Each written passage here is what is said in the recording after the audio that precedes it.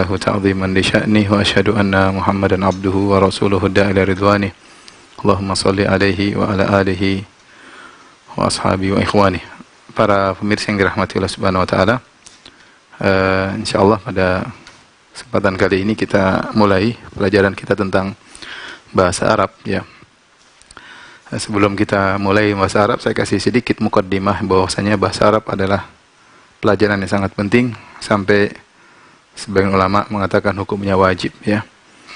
Karena berdasarkan kaidah ma la yatimul wajibu illa bihi fa huwa wajib, suatu yang tidak sempurna kecuali dengan suatu perkara wajib tidak sempurna kecuali dengan yang lain, maka yang itu juga hukumnya wajib.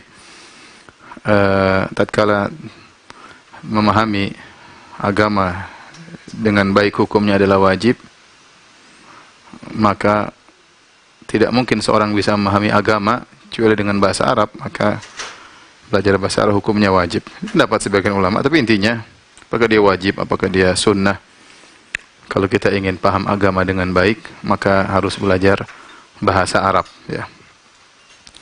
Sehingga dengan kalau kita ngerti bahasa Arab, kita bisa menikmati membaca Al-Quran.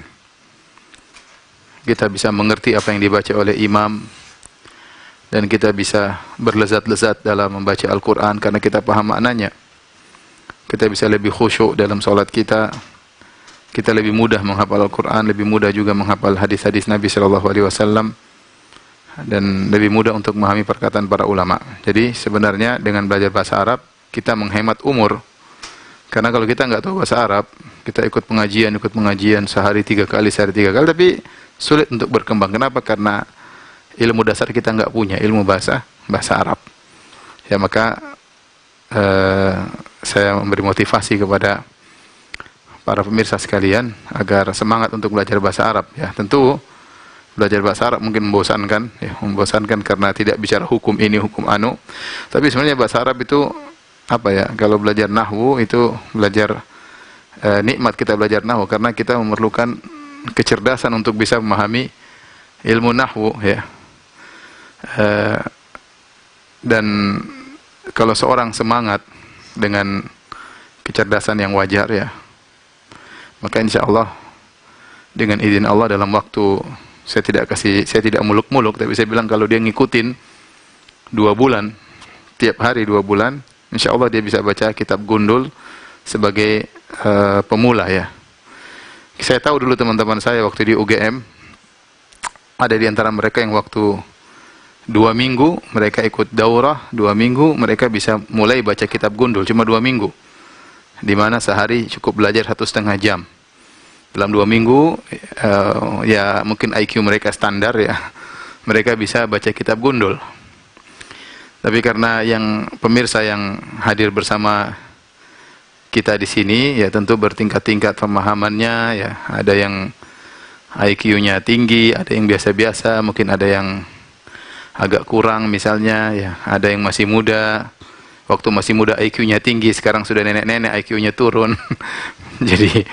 jadi saya berusaha untuk tidak cepat-cepat. Jadi yang kebetulan IQ-nya tinggi, tolong sabar ya. Karena kita buka kajian online ini untuk semuanya ya. Saya ingin cerita sedikit. Jadi dulu waktu saya masih di Papua, saya SMA, kemudian sempat saya datang ke salah seorang guru yang saya kagumi waktu itu. Ada seorang guru dari Muhammadiyah. Saya datang, kemudian saya bertanya kepada beliau, hafizahullah, Pak Ustadz, ini belajar bahasa Arab berapa butuh waktu lama kita bisa baca kitab Gundul? Kebetulan saya ngaji sama dia, ngaji kitabnya Syekh Shalih Al Fauzan waktu itu, kitab Tauhid. Guru Muhammadiyah itu berkata, untuk bisa baca kitab Gundul gini butuh waktu 7 tahun ya.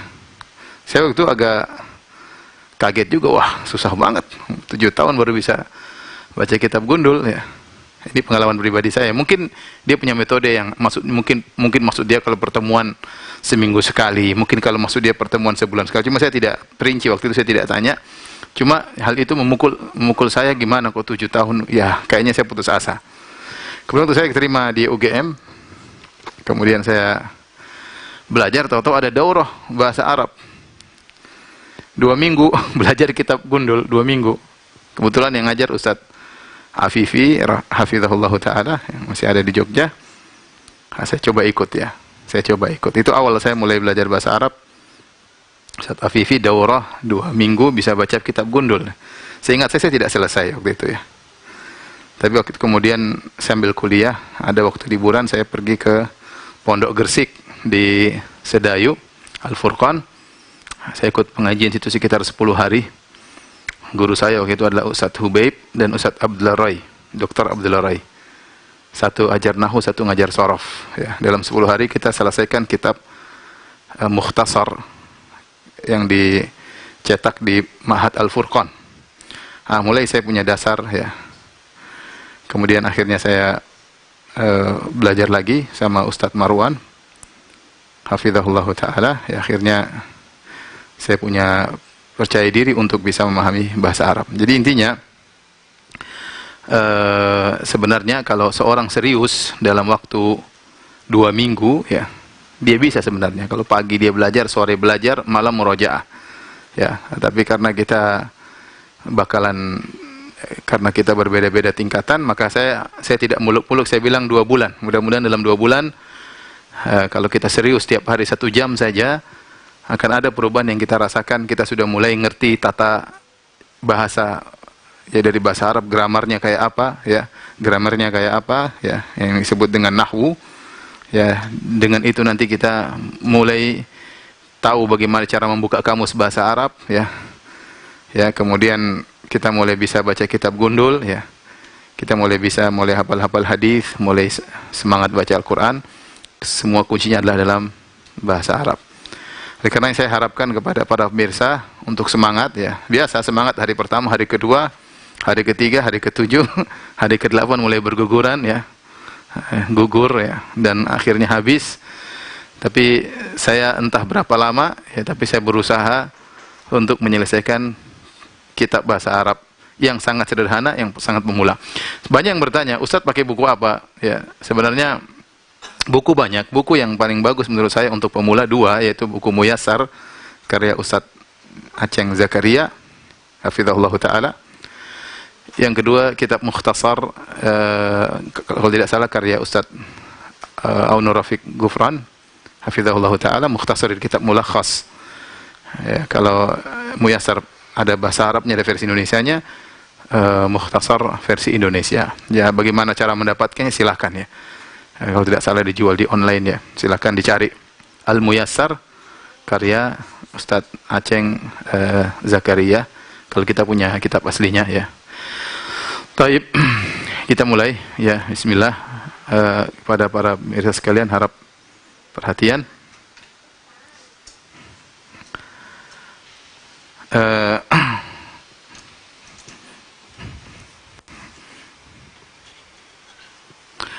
Dalam bahasa Arab ya, ada namanya huruf al-harfu, kemudian ada namanya al-kalimah. Al-kalimah kalau bahasa kita kata, namanya al-jumlah, jumlah al-mufidah atau al-jumlah. Al-harfu, harfu, al-harfu,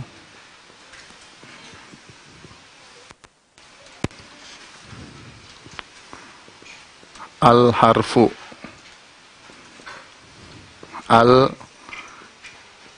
al-kalimah, kalimat ya.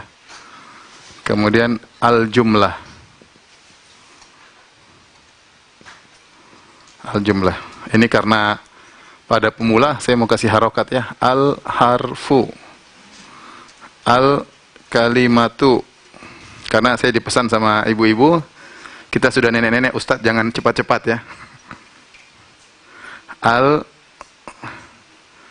Al-jumlatu, al-mufidatu, al-jumlah. Jumlah kalau bahasa kita itulah kalimat. Itulah kalimat.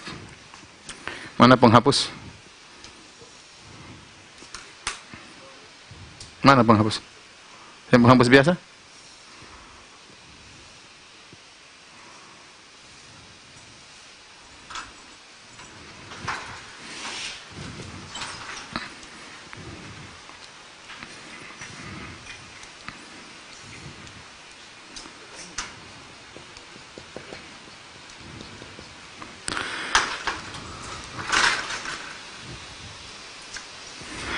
Jadi inilah ya penyusun suatu, kalau kita bahasa kita apa ya, penyusun kata-kata atau narasi ya, isinya dari ini, dari huruf, kalimat, dan jumlah. Kita tahu bahwasanya dalam bahasa Indonesia huruf-huruf menyusun kata, kata-kata menyusun kalimat ya. Jadi ingat di sini agak ini karena al-kalimah dalam bahasa Arab artinya kata ya. Al-jumlah dalam bahasa Arab artinya kalimat ya. Jadi kita menggunakan istilah bahasa Arab ya. Jadi al-harfu jelas, al-kalimat, kemudian al-jumlah mufidah ya. Jadi al-jumlah mufidah, ulangi, huruf-huruf menyusun kalimat ya.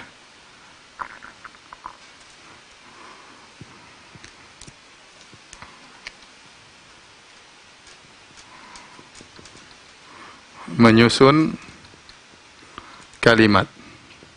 Kalimat ingat ya, artinya kata ya. Kalimat artinya kata. Kemudian kata kalimat-kalimat menyusun jumlah, menyusun al-jumlah.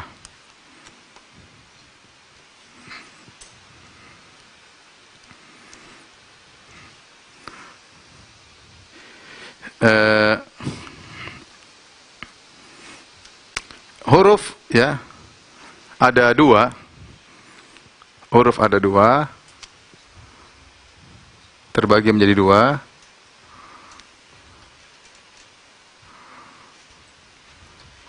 Huruf hijaiyah,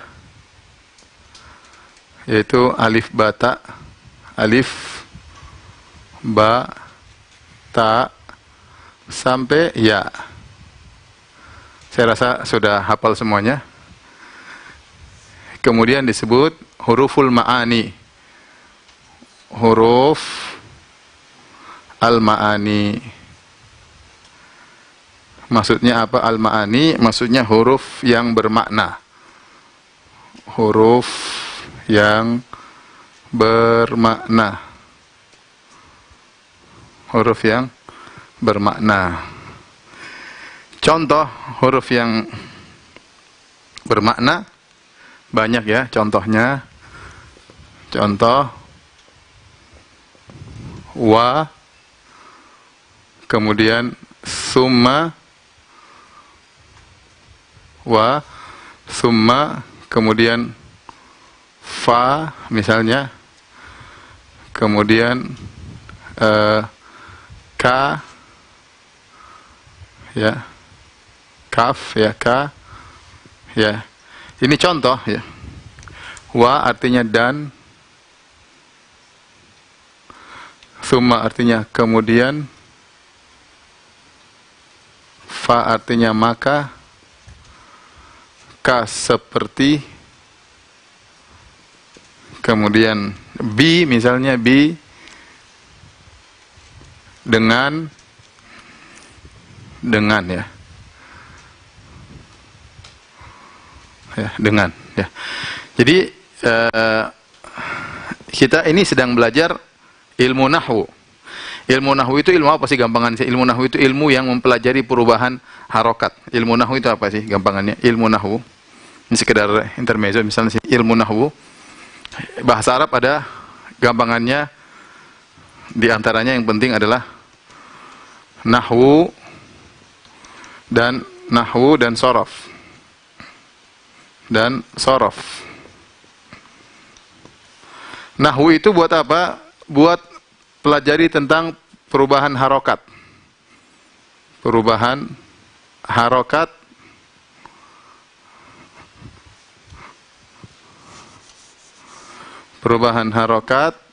di akhir kalimat. Ingat, kalimat artinya kata ya. Ingat ya, kalau saya bilang kalimat artinya kata. Contoh,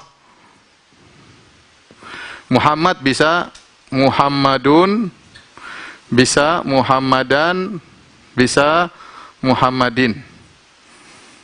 Jadi kapan dun, kapan dan, kapan din, ini dipelajari dalam ilmu nahwu. Kok bisa dun, bisa dan, bisa din? Itu dipelajari dalam ilmu nahwu. Adapun ilmu sorof, sorof itu perubahan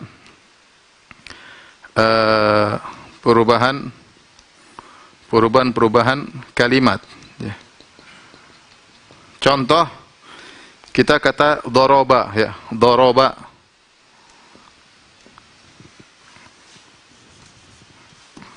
Doroba ini fi'il madhi ya. Ini bisa berubah macam-macam. Doroba bisa jadi sumber hurufnya sama, dot, ro, dan ba. Perhatikan di sini ada 3 huruf. Ada huruf dot, ada huruf ro, ada huruf ba. Tapi dari doroba ini bisa jadi macam-macam. Bisa jadi yadribu, bisa jadi doribun, bisa jadi madrubun, ya, bisa jadi dorban, bisa jadi dorbatan, misalnya, bisa jadi duriba, dan banyak lain halnya. Lihat, ini berasal dari 3 huruf, dot, ro, dan ba. Tetapi 3 huruf ini bisa berubah macam-macam. Yadribu, bisa doribun, bisa madrubun, bisa dorban, bisa dorbatan, bisa duriba, dan banyak lain halnya. Mudharibun banyak sekali. Bisa jadi puluhan, ratusan, banyak sekali dari doroba aja nih. Nah, ilmu yang mempelajari kapan berubah jadi begini, kapan berubah jadi begini, kalau berubah jadi begini, namanya ilmu sorof. Jadi kalau ilmu nahwu dia fokus kepada perubahan harokat di akhir kalimat. Tapi kalau sorof dia fokus pada perubahan-perubahan ini. Ini gambaran sederhana tentang apa?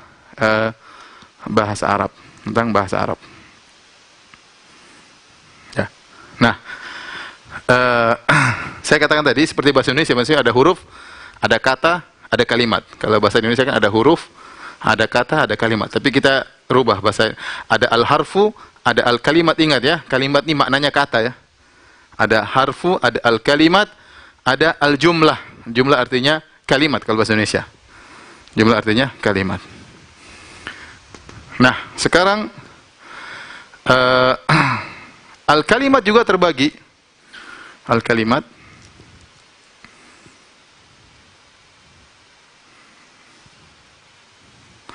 Al-kalimat bisa terbagi menjadi 3 ya.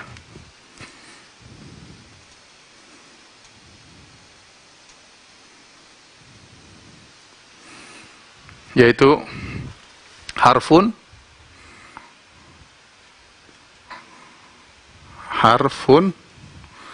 kemudian ismun, kemudian fi'lun. Apa itu huruf? Huruf tadi. Huruf artinya huruf. Ismun artinya kata benda.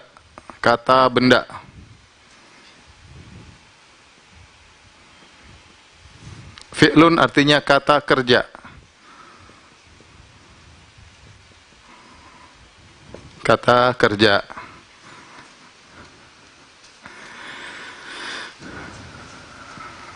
Huruf di sini ya, maksudnya huruf yang bermakna ya. Maksudnya huruf yang bermakna. Taib.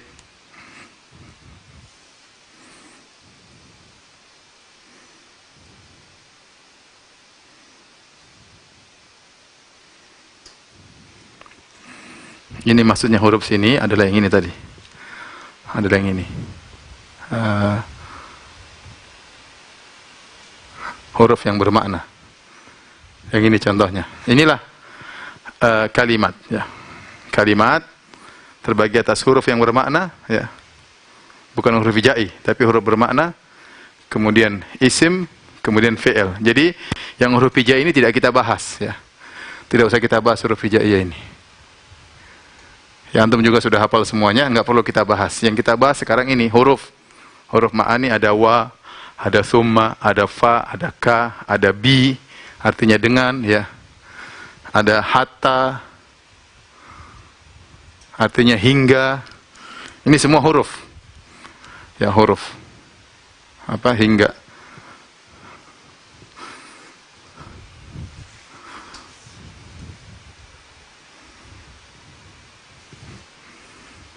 Kata benda, kata, kemudian fi'il, kata kerja. Nanti kata kerja bisa dibagi-bagi lagi. Ada kata kerja pasif, ada kata kerja aktif. Kemudian ada kata kerja madhi, yaitu past tense. Kemudian kata kerja mudhari, present tense, dan kata kerja amr, perintah. Sementara ini aja dulu, ya. Mudah-mudahan bisa dipahami pelan-pelan saja, ya. Saya akan ulangi lagi pembahasannya sebentar lagi.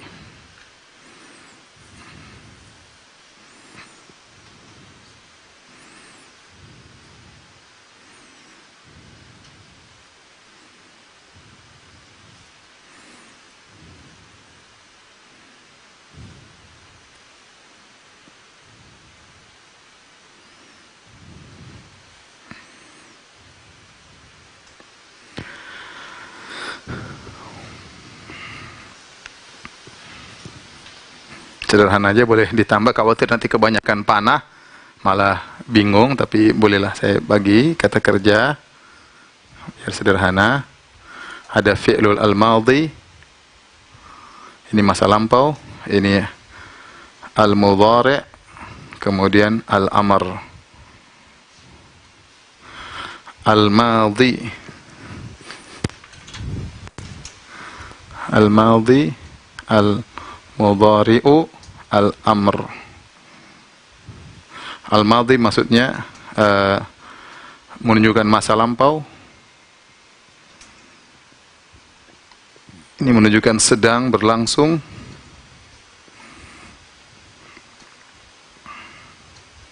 Diperintah. Contoh kita pakai doroba lagi. Contoh doroba. Ini fi'il madhi, artinya telah memukul. Kemudian al-mudhari, misalnya yadribu. Yadribu artinya sedang memukul. Kemudian al-amr, idrib, artinya pukullah, perintah. Pukullah. Nah, ini contoh. Dari sini kata benda ya banyak, seperti buku, meja. Contoh kata benda apa? Contoh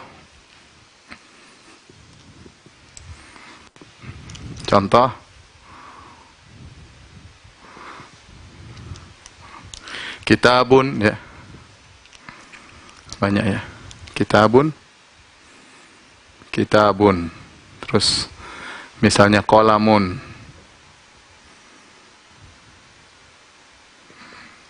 Qalamun, ya. Kitabun artinya buku. Qalam artinya pena, ya. Misalnya contohnya corona. Corona juga benda. Contoh, ya. Contohnya apa? Virus juga apa? Benda. Itu Inggris diarabkan, virus, ya. Qalam, kitabun, madrasatun, misalnya madrasatun. Nggak ada orang Arab bilang madrasatun, orang bilang madrasah, tapi ya kita ikut gaya Indonesia, madrasatun, ya. Madrasatun. Madrasatun. Artinya madrasah apa? Sekolah. Ini semua adalah kata benda. Perhatikan di sini, secara umum bedanya antara kata benda dengan kata kerja. Kata benda itu tidak berkaitan dengan waktu. Apa bedanya dengan fiil? Kata benda tidak berkaitan dengan waktu. Tidak berkaitan dengan waktu.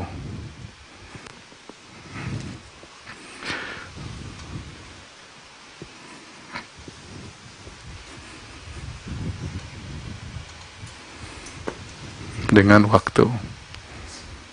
Tidak ada namanya kitabun past tense, kitabun present tense, ya, nggak ada. Kitabun ya, masa lalu, masa sekarang, tapi kitab-kitab aja, buku-buku aja.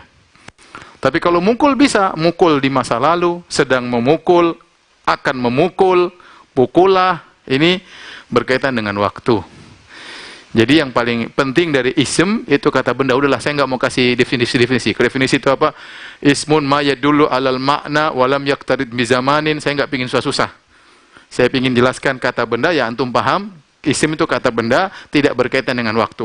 Fi'il kata kerja berkaitan dengan waktu. Ada fi'il masa lampau, ada masa sekarang, dan ada perintah. Ini insya Allah begini dulu ya. Apakah sudah hang para pemirsa? Gimana mau tahu ini pemirsa paham atau tidak? Ada sarana untuk komunikasi? Hah? Buka apa? Bekal Islam ya? Bekalislam.com. Terus?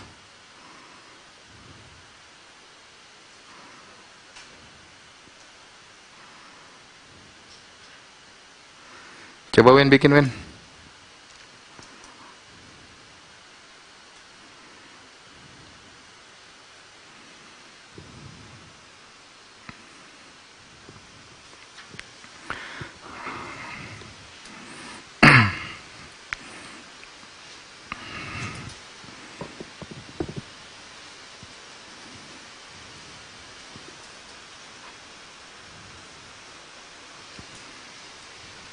Di apa, di Zoom.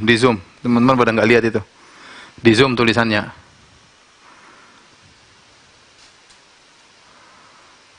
Di Zoom.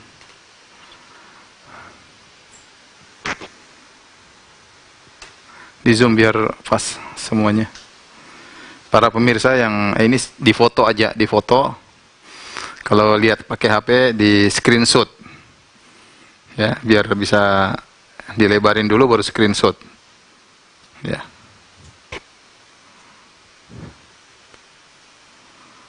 Mudah-mudahan nanti setiap habis ini kita akan buat ringkasannya. Nanti bisa di-download di Instagram ya, Instagram Firanda Official insyaallah. Mudah-mudahan besok pagi sudah bisa di-download PDF-nya hasil dari tulisan kita kajian pada hari ini untuk murojaah. Jadi ingat, kalau tidak di murojaah, mending nggak usah ikut. Ini bahasa Arab, kalau satu rantai nggak ikut, buyar semuanya. Jadi harus ikut terus. Yang tidak bisa hadir, harus segera nonton video yang dia tidak hadir. Karena mudah-mudahan akan di-download, ya, supaya bisa ikut dengan baik.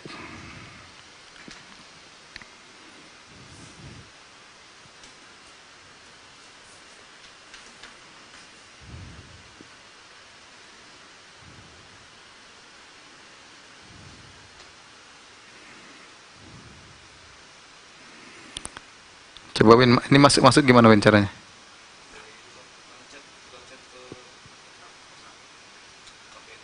Ini kan kirim pertanyaan. Kalau membacanya gimana? Admin. Itu bikin ya. Kasih Om Indo. Yang mau chatting ya silakan buka di aplikasi bekalislam.com. Bekal Islam tanpa spasi, bekalislam.com. Nanti di bawah ada chattingan, silakan diisi chattingannya. Biar kita bisa pelan-pelan ya, bisa memahami dengan baik. Saya tidak ingin cepat-cepat karena yang ikut di antara kita ada nenek-nenek ya. Nenek-nenek juga banyak yang pintar, tapi ada juga yang lambat ya. Juga ada anak-anak yang ikut.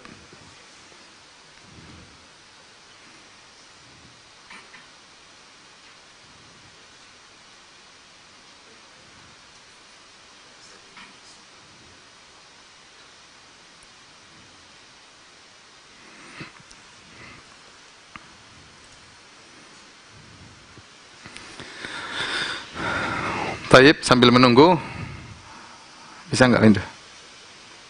Linda isi aja. Sudah.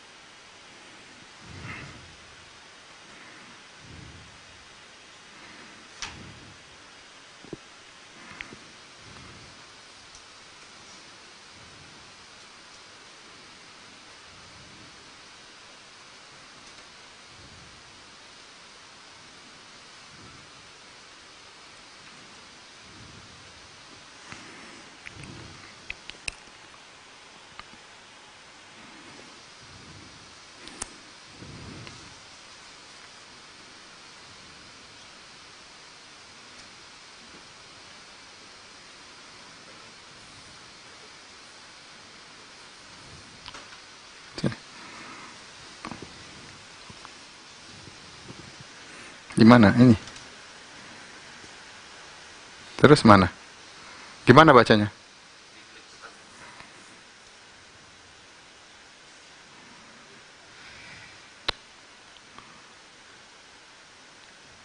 Yang mana Indo?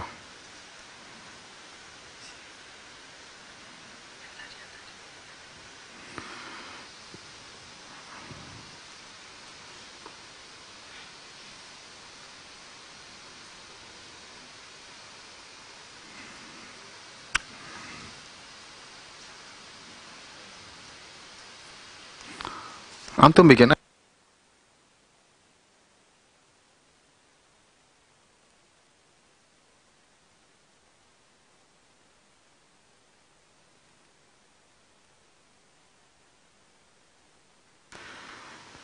Taib.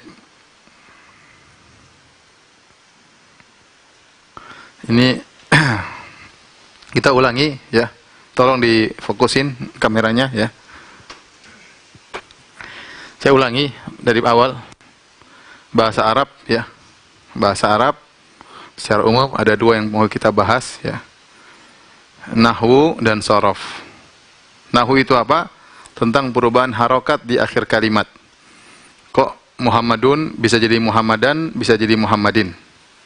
Jadi harokat terakhir yang diperhatikan Muhammadun, Muhammadan, Muhammadin. Itu namanya ilmu nahwu. Tentang mempelajari perubahan harokat-harokat tersebut.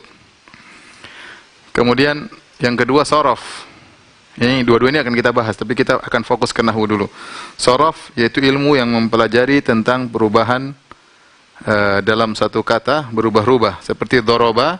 Doroba terdiri atas dari 3 huruf, dot, ro, dan ba. Dot, ro, dan ba. Tetapi bisa berbagai macam bentuknya. Bisa doroba, yadribu. Lihat, di tengah-tengahnya berubah. Doroba, yadribu, doribun, madrubun, dorban, dorbatan, duriba. Ya, di tengah-tengahnya berubah semua. Itu namanya ilmu shorof. Ya. Sehingga kita dengar fa'ala, fa'ala, fa'alu, fa'alat, fa'alata, fa'alna. Itulah shorof namanya. Perubahan-perubahan tersebut.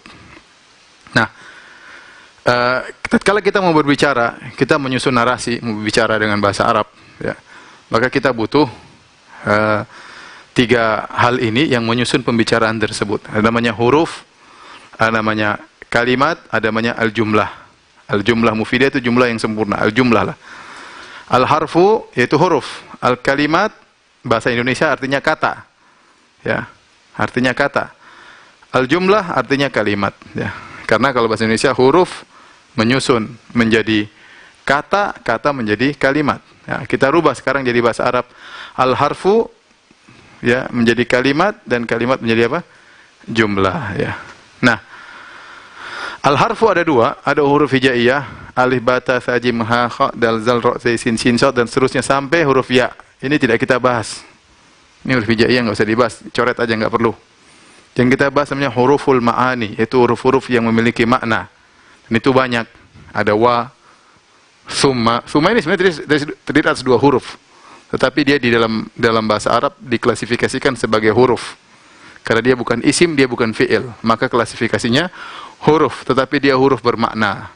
Tsumma artinya kemudian, wa artinya dan, fa artinya maka, ka seperti, bi dengan, hatta hingga, ya. Hatta matla'il fajr misalnya. Kemudian kalimat terdiri atas 3. Ada harfun, ada ismun, ada fi'lun. Huruf maksudnya huruf makna tadi. Ini huruf makna. Adapun ismun kata benda. Kata benda contohnya kitabun buku, qalamun pena, madrasatun sekolah, ustadzun ustad. Ya. Corona misalnya juga apa? Isim, ya. Dan ini tidak ada kaitannya dengan waktu. Tidak ada namanya past tense, masa lalu atau sedang atau masa depan, enggak ada. Tidak ada kaitannya dengan waktu. Kalimat yang ketiga fi'lun, fi'lun itulah kata kerja, dalam bahasa Indonesia kata kerja, dan inilah yang berkaitan dengan waktu. Ini berkaitan dengan waktu.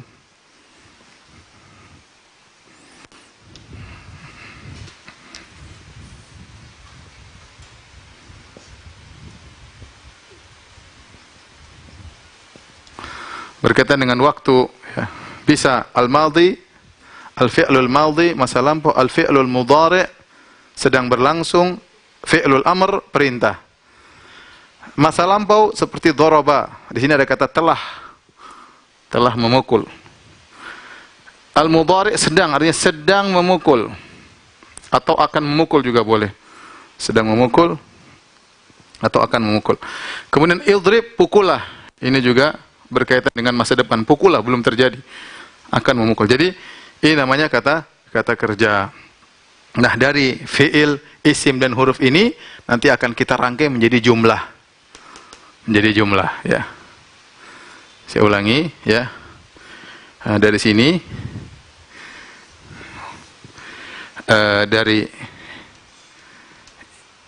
isim plus fi'il kata kerja plus huruf untuk merangkai jumlah, merangkai jumlah. Jumlah itu apa? Kalimat tadi, jumlah kalimat, ya. Coba contohnya. Contohnya daraba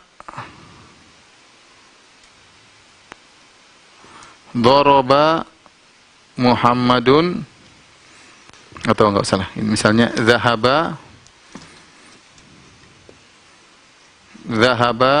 Muhammadun ila as-suq. Ila as-suq, ya. Ini contoh jumlah. Ini contoh jumlah. Zahaba ini fi'il madhi. Zahaba Muhammadun ila as-suq. Suqi, ya.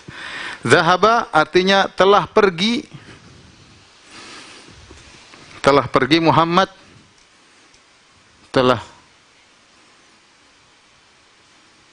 Telah pergi Muhammad ke pasar. Ke pasar. Baik. Telah pergi Muhammad ke pasar. Telah pergi Muhammad ke pasar. Secara sederhana, kalau kita ngerti maknanya, kita akan tahu telah pergi fi'il kata kerja. Muhammad isim, ya kan? Kata benda. Ke huruf ila. Ini contohnya juga ila. Contoh huruf misalnya apa? Ila. Artinya ke.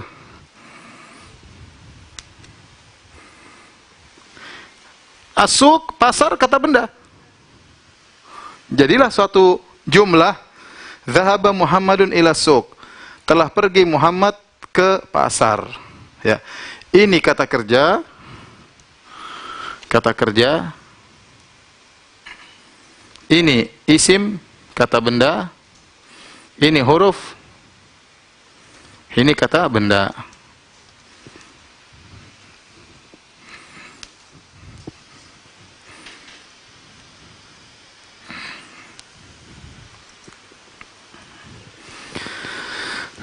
Coba.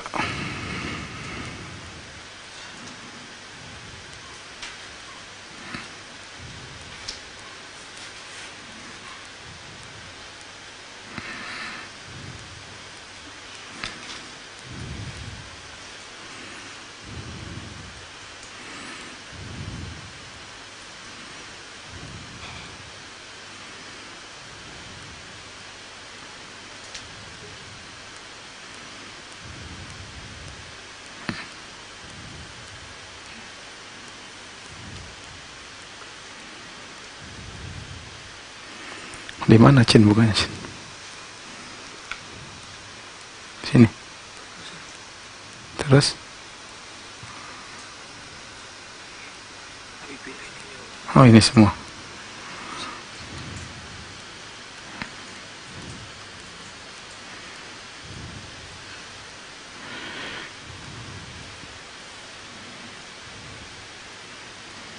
Jawabnya gimana?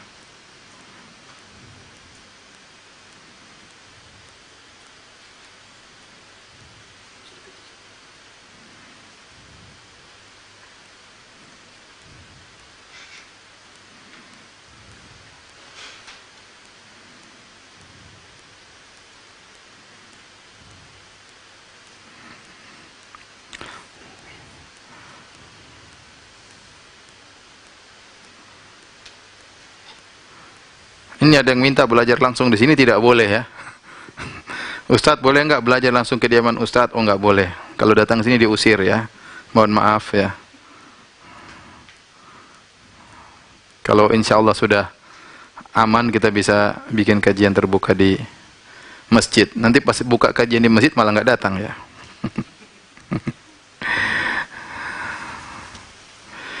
Ini mulai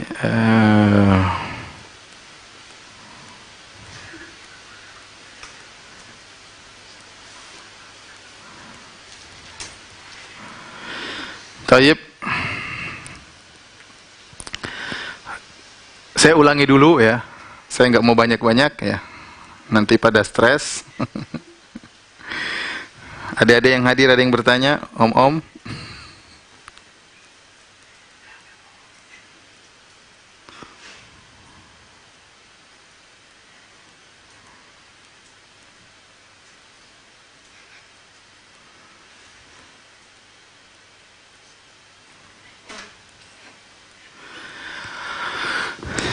Taib, ulangi lagi ya, ulangi lagi. Nah, apa? 3 kali ulangi ya.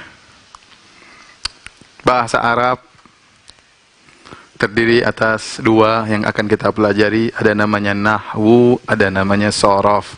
Ini mohon maaf para pemirsa karena ada nenek-nenek yang ikut ya. Minta dipelan-pelanin ya. Kita harus memperhatikan mereka juga ya. Karena terkadang belajar bahasa Arab bikin orang menangis ya. Nggak bisa-bisa. Taib. Padahal kalau kajian biasa kayaknya paham semua ya. Begitu kajian bahasa Arab, kelihatan mana yang paham, mana yang kurang paham, dan mana yang bahlul ya. Taib, pelan-pelan, insya Allah kita berusaha semuanya pada bisa. Ini perlu perjuangan, ibu-ibu, bapak-bapak, para pemirsa, ini perlu perjuangan. Kalau kita tidak berjuang sekarang, kita akan bodoh selamanya ya. Sampai kapan mau bisa baca kitab gundul kalau tidak berjuang ya? Sampai kapan kita bisa memahami bahasa Arab? Kita harus berjuang. Ini saatnya kita lagi di rumah, ada hikmahnya kita belajar. Jadi pelajari, pahami baik-baik ya. Semakin ke depan semakin sulit. Kalau pertama kita tidak paham, ke depannya semakin susah. Jadi saya ulangi, bahasa Arab ada nahwu, ada sorof. Nahwu, ilmu apa ilmu nahwu? Saya nggak usah panjang lebar, gampangannya belajar tentang perubahan harokat. Kapan Muhammadun, kapan Muhammadan, kapan Muhammadin. Dun dan din ya, kapan ya. Kapan Hindun, kapan Hindan, kapan Hindin. Kalau Indonesia dipatok Hindun. Padahal dalam bahasa Arab ada Hindun, ada Hindan, ada Hindin. Tapi orang Indonesia ngambilnya Hindun, nggak boleh dirubah. Padahal bisa berubah, Muhammadun, Muhammadan, Muhammadin ya. Bisa rojulun, rojulan, rojulin, boleh. Itu semua namanya ilmu nahwu. Kemudian sorof adalah perubahan tengah-tengah kata ya. Doroba, dot, ro'ba, bisa jadi yadribu, bisa doribun, bisa madrubun, bisa dorban, bisa dorbatan, bisa doriba ya. Dan bisa mudharib dan macam-macamnya. Mudharab ya. Bisa madrab dan macam-macamnya. Itu namanya ilmu sorof. Taib. Menyusun narasi, yaitu kita kalau ingin menyusun kata-kata bahasa Arab, kita butuh kepada 3. Ada huruf, ada kalimat, ada 3 perkara. Huruf, ada kalimat, ada jumlah mufidah. Dan ini mirip dengan bahasa Indonesia. Bahasa Indonesia, huruf menyusun kata. Kata menyusun kalimat. Tapi dalam bahasa Arab, kalimat artinya kata. Kita ke bahasa Arab. Al-harfu, yang artinya huruf, menyusun al-kalimah. Al-kalimah menyusun al-jumlah. Al-jumlah maksudnya kalimat. Huruf ada dua. Ada huruf hijaiyah, alif, ba, ta, sa, jim, ha, kha, dan sampai ya. Ada huruf al-ma'ani. Huruf ma'ani itu huruf, ya dia terkadang dari satu huruf, terkadang dua huruf, terkadang tiga huruf, tapi dia belum sampai pada tingkat kata benda ya. Jadi cuma satu huruf, kadang dua huruf. Tapi dia ada maknanya. Wa satu huruf artinya dan, summa artinya kemudian, fa ya, fa artinya maka, ka seperti ya. Laisa kamitslihi, tidak ada yang seperti Allah. Laisa kamitslihi. Ya. Bi dengan ya. Bi artinya dengan ya. Katabtuhu biyadihi. Aku menulisnya bi yadihi. Biyadi. Katabtuhu biyadi. Aku menulisnya dengan tanganku. Bi dengan. Hatta hingga ila ke. Ini semuanya digolongkan dengan huruf tapi dia huruf bermakna. Kemudian al-kalimah terbagi menjadi tiga. Huruf, yaitulah huruf yang bermakna ini. Isim kata benda. Ingat, tidak berkaitan dengan waktu. Ada kitabun, ada kolamun, ada madrasatun, ada ustadzun, ada ustadzatun, ada imro'atun, wanita, ada rojulun, lelaki, dan banyak sekali. Harus dihafal, namanya menghafal mufradat ya nanti. Kemudian ada fi'lun, fi'lun kata kerja. Kata kerja itu berkaitan dengan waktu. Ada maknanya dan dia ada kaitan dengan waktu. Waktu ini bisa terbagi menjadi tiga. Masa lampau, sedang berlangsung, atau perintah. Al-madhi masa lampau, contoh telah memukul. Kemudian sedang berlangsung, misalnya yadribu, sedang memukul. Perintah misalnya idrib, pukullah. Nah, dari tiga ini, dari huruf, isim, dan fi'il, kita bisa menyusun jumlah. Kata bahasa kita jumlah itu kalimat. Jumlah artinya kalimat. Ya.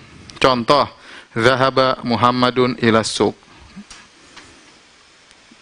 Telah pergi, kata kerja, lampau, Muhammad, isim kata benda, ke, ila, suq, pasar kata benda. Jadilah suatu narasi yang sempurna. Zahaba Muhammadun ila suq. Muhammad telah pergi menuju ke pasar.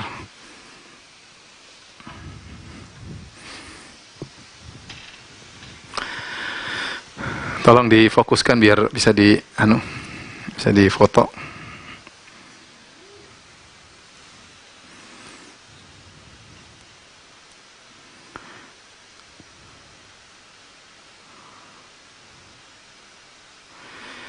Saya ulangi lagi, saya yang anjurkan buku yang dianjurkan, ya.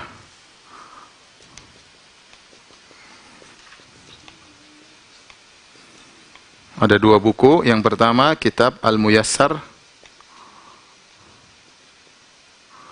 Al-Muyassar.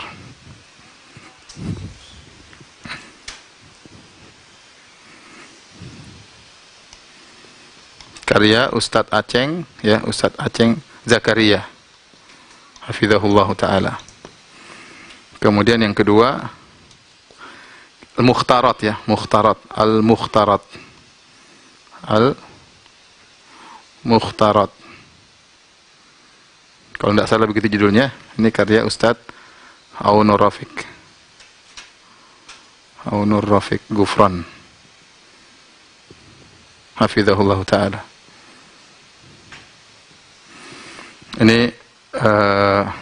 Ini sebagai sumber dasar untuk kita belajar bahasa Arab, ya.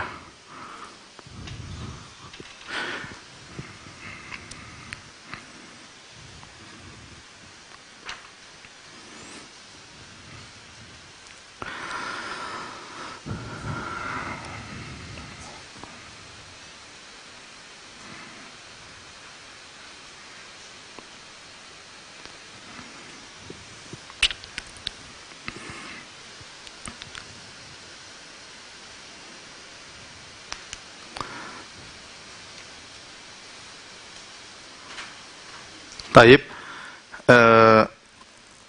untuk hari ini saya rasa sampai di sini saja. Tetapi saya mau kasih hafalan, ya, hafalan tentang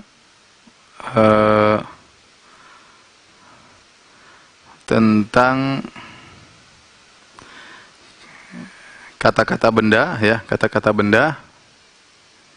Kata-kata benda. Ini PR ya, tolong dihafal. Sampai besok harus sudah hafal mati ya. PR.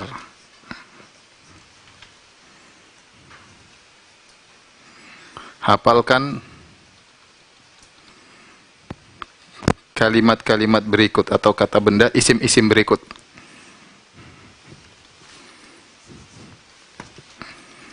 Hafalkan isim-isim berikut ini.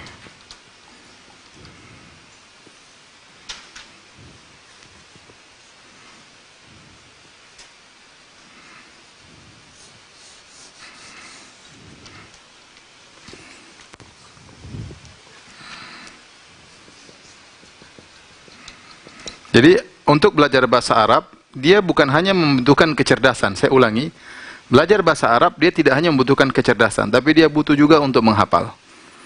Ya, kalau cuma menghafal tidak cerdas tidak bisa. Harus cerdas dan juga kuat untuk menghafal. Ya.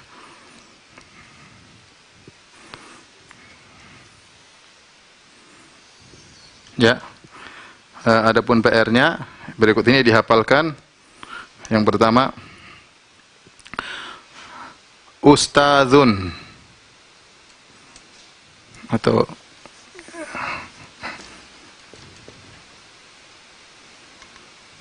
ustazun, ustadz artinya ya. Kemudian qalamun, pena. Kitabun, artinya buku. Madrasatun, madrasatun artinya sekolah. Kemudian sukun, artinya pasar ya.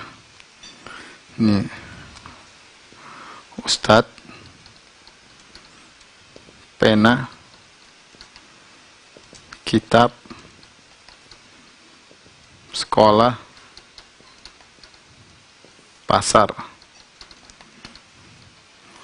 Rojulun,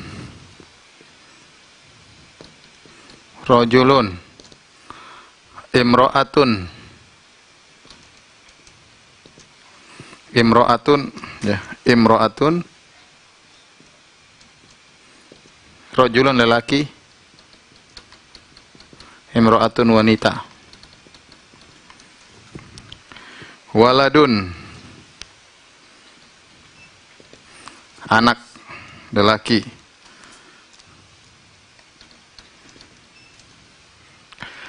Kemudian apa lagi? Maradun, sakit. Maradun, sakit. Kemudian samakun,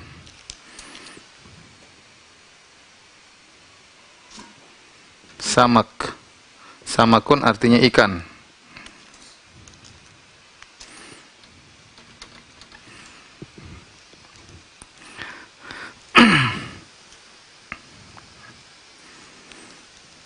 Baik, yang selanjutnya masjidun.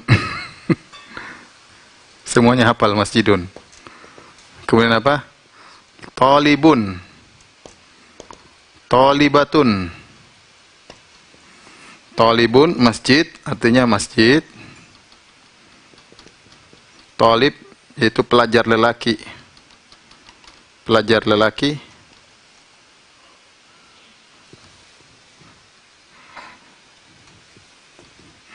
Pelajar pria. Talibatun pelajar wanita. Talibatun. Kursi bait, kursiyun, kursiyun, kursi. Baitun, baitun rumah.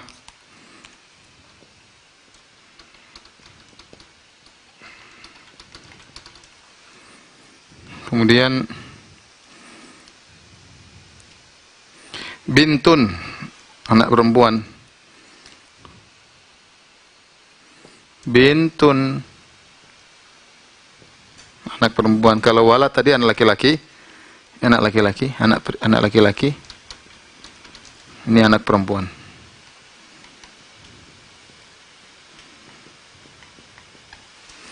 Anak perempuan. Yaumun, hari.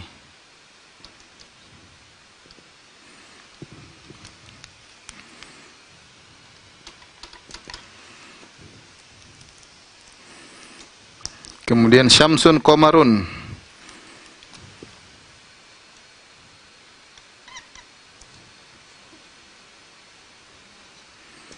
Syamsun,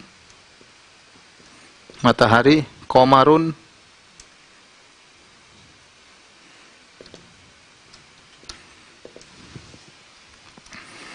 matahari, rembulan. Rembulan, najmun, bintang. Najmun, bintang.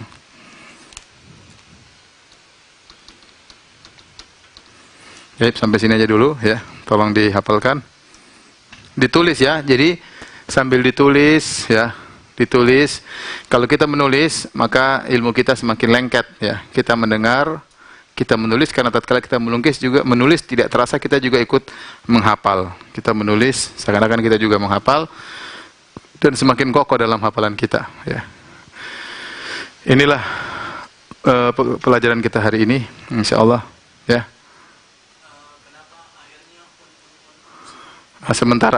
Sementara akhirnya un. Nanti diganti an boleh juga. Ustadzan, kitaban nanti. Kita ambil yang dasar un semua. Karena yang terakhir kalimatnya tulisan Arab kurang jelas bisa satu-satu. Ya. Baik, kita ulangi. Ustadzun. Difokus kameranya. Ustadzun. Itu ustadz laki-laki. Kalau ustadzatun, ustadz perempuan, ustadzah. Ya. Qalamun, pena. Nggak ada pena laki-laki, pena perempuan, nggak ada. Qalamun. Kitabun, kitab. Kalau orang Arab nggak ada yang bilang kitabun, ya kitab gitu aja. Cuma ini saya ikut gaya orang Indonesia. Madrasatun, sekolah. Madrasatun, sekolah. Sukun, pasar.